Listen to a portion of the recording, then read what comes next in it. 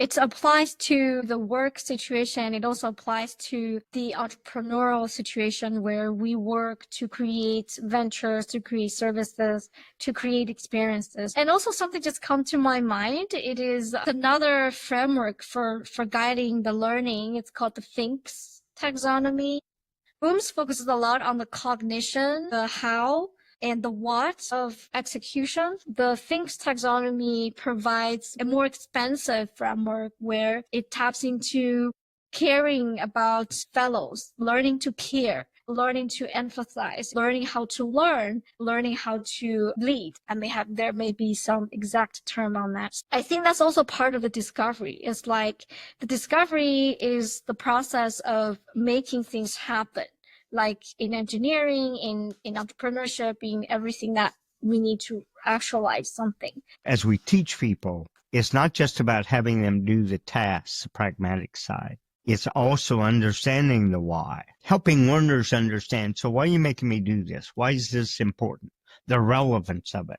And it goes back to what I said about the learning is not in the delivery, but the discovery. As the learner then begins, oh, that's what I need to learn this more.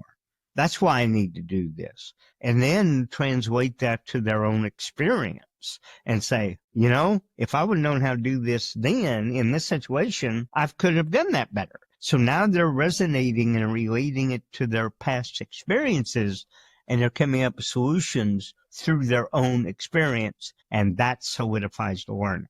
Instead of just me telling them, well, you make a cup because, they realize the because from their own experience. It's usually have something to do with other human beings because Yeah. we connect with each other, and that's a way for connection. Absolutely. How does this methodology contribute to innovation? One of the other things that I do is I'm a black belt in innovation engineering. And we help people rethink how to create, and we think about the creativity process, and then how actually take that through commercialization and actually patent so they can do something with it. But in that process, one of the things that we learned quickly is we have a saying, fail fast, fail cheap.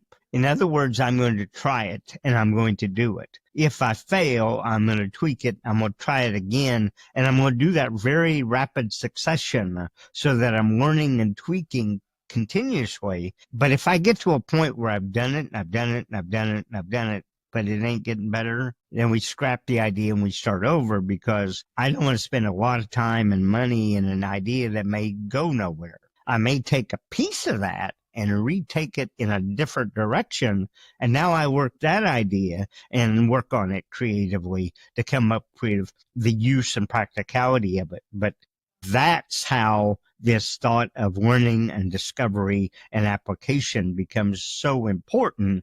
Is you got this great idea. That's cool. But how are you going to sell that idea? How are other people going to make use of that idea?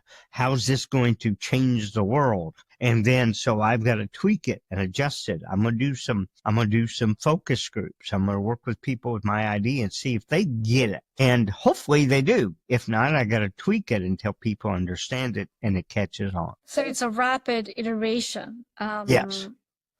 In a very disciplined way. It's also a process of discovery, guided discovery in the end.